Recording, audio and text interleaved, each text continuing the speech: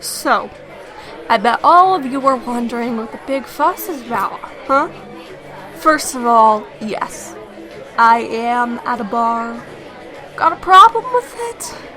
After the shit I've dealt with, I think I deserve a few drinks to myself, or maybe with one other special friend of mine. Second of all of you upset over little old me? You upset about what I did or what she did to help me do it, even though all of you know that I fucking deserve this? After all the bullshit I've been through, from my career to my love life, you gonna talk more shit about me behind my back like you've always done? Good. Nothing new there. In fact, that's exactly what I wanted. Yeah, I want all of you to see and hear me. I want all of you to understand that this is the way things go down in our world. A world where the weak-minded are stomped out in favor of the strong-willed. Did you really think all of your fucking negativity was gonna make me crawl into some hole in the earth and curl up in a ball and let myself rot away thinking about every single little detail of my shitty life? You know, the ones you want to bring up every chance you get. You like getting off on that, don't ya? You like to see me suffer just because I worked my ass off and made it to the top, huh?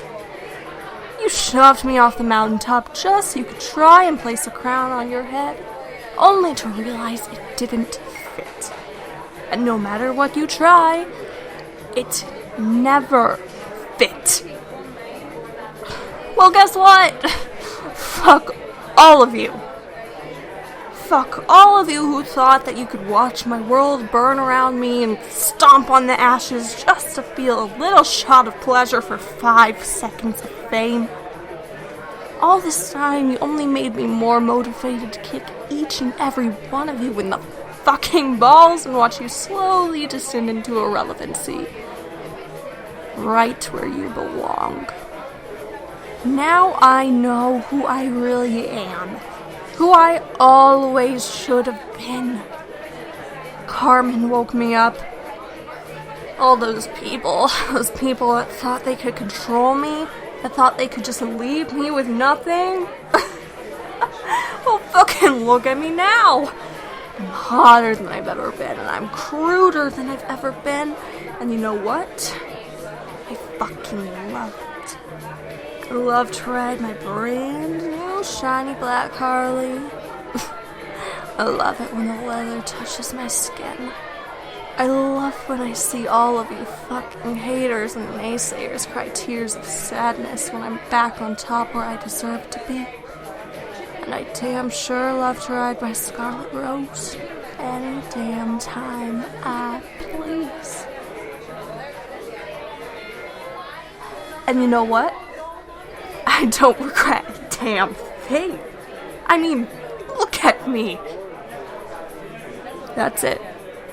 Keep looking. Don't be shy. Take a good, long look at what what Carmen did. You know, it's funny. From the moment I stepped foot into this business, it's always seemed like those in charge just didn't get it. Didn't see me fitting their mold. It wasn't what they wanted. Now let me take you back in time a bit to 2017.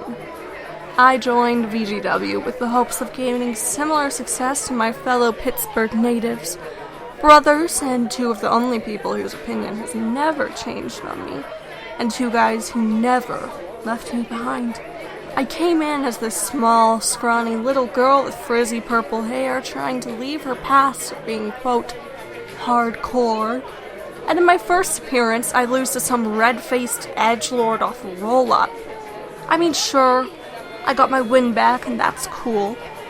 But when VGW tries to crown its first VGW GTS Women's Champion, I'm out in the first fucking round. Some overhyped community creation bimbo named Chloe Valentine. And sure, again I get my win back when I clobber that bitch.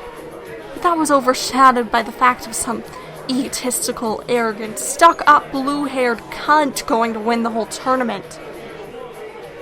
And that dumb shit didn't even last as champion for a month because her ignorant ass boyfriend decided to take a gamble on going in Raw and got her knocked up with Satan's spawn. Satan's spawn. And so, I finally got my big break at her expense. And I enjoyed it. I'd be lying if I said anything else. I was on a roll, and it seemed like they had finally come around to me. I would go on not only to stop the division from getting cancelled, but I would defeat Nicole Caldwell to become VGW's inaugural women's champion. It seemed like I had finally found my place. Finally found who I was. If only it was that easy, right? 2018 is where everything began to go downhill. It started off good enough, you know. Besides Chloe Valentine being brought back by that bitch Amber Stewart to try and throw me off. Double whammy for her because I kicked her ass and Chloe's again. I would go on to beat Sierra, Ashley, Marcella, put the division on the fucking map. Hell, I even found the love of my life when you were set to be married. And then shit hits the fan. The roof caved in on everything. The house of cards folds in on itself. And that's thanks to the queens of strong style. Figures a pair of clout-chasing fucks like the two of you would ruin everything just to get some attention to yourselves. As if burying the RCCW co-op division wasn't bad enough. But you had to go after the hottest act going just because some fucking stooge thought you two were the best things since sliced bread. From there, I would give my title to some oversized fucking ape to make a joke about it. And then I get myself fucking put on the shelf for trying to defend my wife. All the while, I sat there and I watched from home as my wife won the women's title. Of course, I was happy for her. Why wouldn't I be? She wanted to prove to doubters that she hadn't been made weaker by our love. I thought finally I can hear the end of it. Hear the end of the fingers pointed at me and saying I made her look weak. I was just getting close to her to keep my title. Finally, I could have peace. Wrong again. They got louder. But now they mocked me for being weak. They called my reign meaningless, drawn out, boring. They hurled their Mary Sues and Golden Girls my way, completely disregarding all of the work I had put in to make that title mean something. They vilified me and they turned their backs to me just because Rick fucking Cunningham saw something in me. He refused to let people forget what I had done. It was a time where a whole lot of people also had been going through rough shit. Like Eddie Checkmate, my best friend and a man who has more talent in his left nutsack than every single one of you little rats. His rise back up from darkness was treated like nothing. As if him overcoming his demons meant absolutely nothing. And now he's there being used as a scapegoat like I was, just to get the truly golden children their 5 seconds of fame. And Robert squared. Oh, Robbie. I watched him grow so much last year. If there was any highlight to the year that was 2019, it was watching my little buddy grow into a handsome little man. The world fucking champion caliber superstar that I and Eddie always believed he could be. After all the bullshit he had been put through by the bully. That entire year was meant to be his big break. But look how the story's gone so far. Those big breaks never last, and the bully took everything away from him. Took away his moment. The bully made that year-long reign mean nothing in a matter of 5 minutes. Charles Dante Dillinger and Wendy Torres. Those two were left to suffer. They let them be consumed by Magister Domin's darkness. They fucked them both over time and time again. Regardless of how he does it, deep in his heart, Charles only cares for the CC's futures.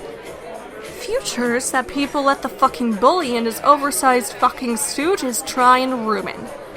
And Wendy, someone who I called a friend, she was turned into a rabid fucking animal. And why? Simple. Because she had to sit there and not only be robbed of everything she worked for, she had to watch her husband deteriorate, watch her husband suffer, watch him become the very thing he tried to fight. A monster. And they let it happen. So many motherfuckers laughed and mocked him while he was at his lowest. It's no wonder they snapped the way they did.